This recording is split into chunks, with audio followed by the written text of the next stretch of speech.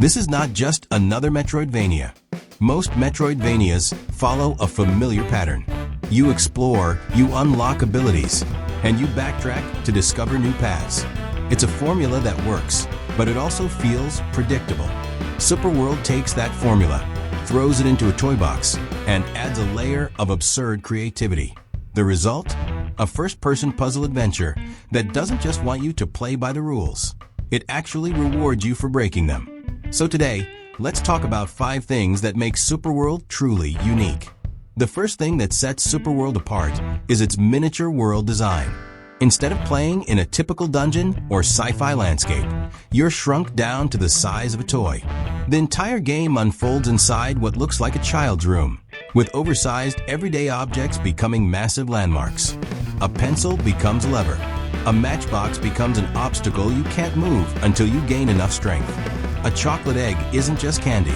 It's a container for new abilities. The sense of scale is what makes the environment so memorable. You're constantly reminded that you're tiny in a big, handcrafted world. Every object is familiar, but twisted into something strange and mysterious. And because the game runs on Unreal Engine 5, the details pop. Light reflects off glossy plastic, textures feel tactile, and the whole space looks like it was built by hand. It's part Toy Story, part Honey, I Shrunk the Kids, and part Metroidvania. This isn't just a setting, it's a personality. Supraworld makes you feel like a curious explorer in a place that was never meant for someone your size. Now the second unique feature is something players won't forget, the puzzle police. Here's how it works. The game gives you puzzles, and you can try to solve them however you want. But if you start getting too creative, for example, brute forcing a combination lock instead of solving it properly, the puzzle police show up. These NPCs don't just exist as a joke. They actively stop you from cheating in ways that most players instinctively try. Try entering random numbers into a lock? They'll call you out. Try to throw an object where it clearly doesn't belong? They might teleport you away. Sometimes they just watch you suspiciously, as if waiting to issue a ticket. It's funny, but it's also genius. Instead of ignoring how players behave, the game embraces it. It acknowledges that everyone tries to break puzzles, and it makes that behavior part of the experience. One reviewer summed it up perfectly. It's the first game I've ever played where even failing feels entertaining. The puzzle police add character to the world and reinforce the game's theme. This isn't about following rules. It's about questioning them.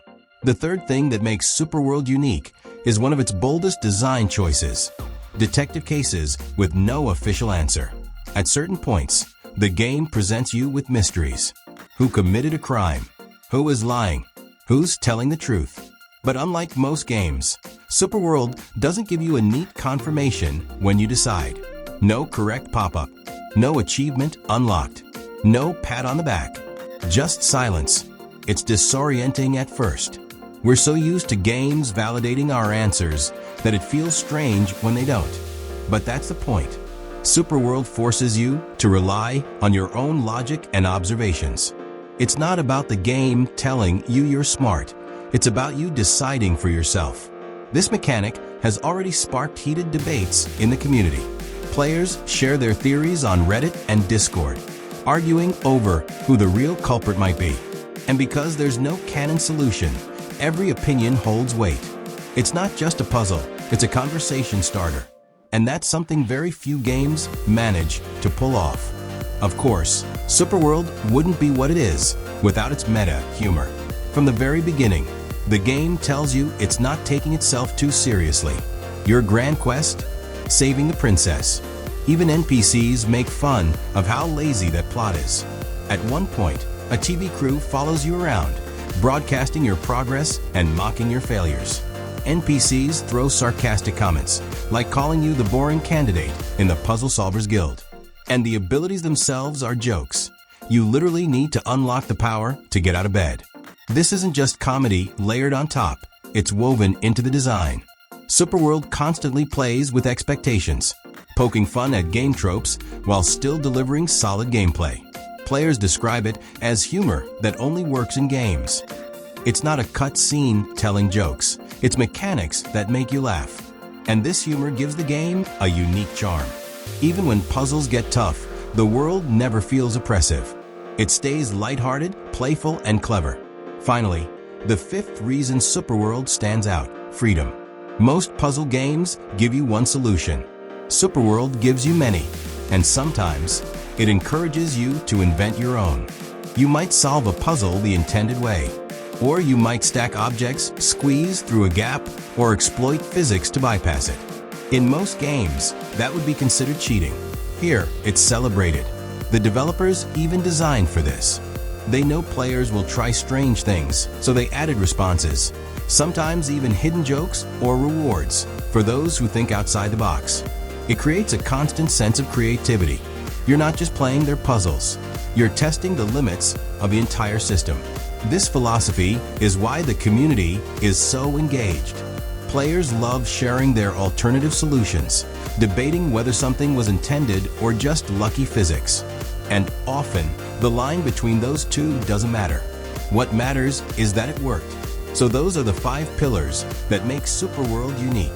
The miniature toy world, the ever-watchful puzzle police, mysteries with no answers, meta humor that plays with game design, and the freedom to solve puzzles however you want, even by breaking them. But the real magic of these features isn't just that they exist, it's how they combine.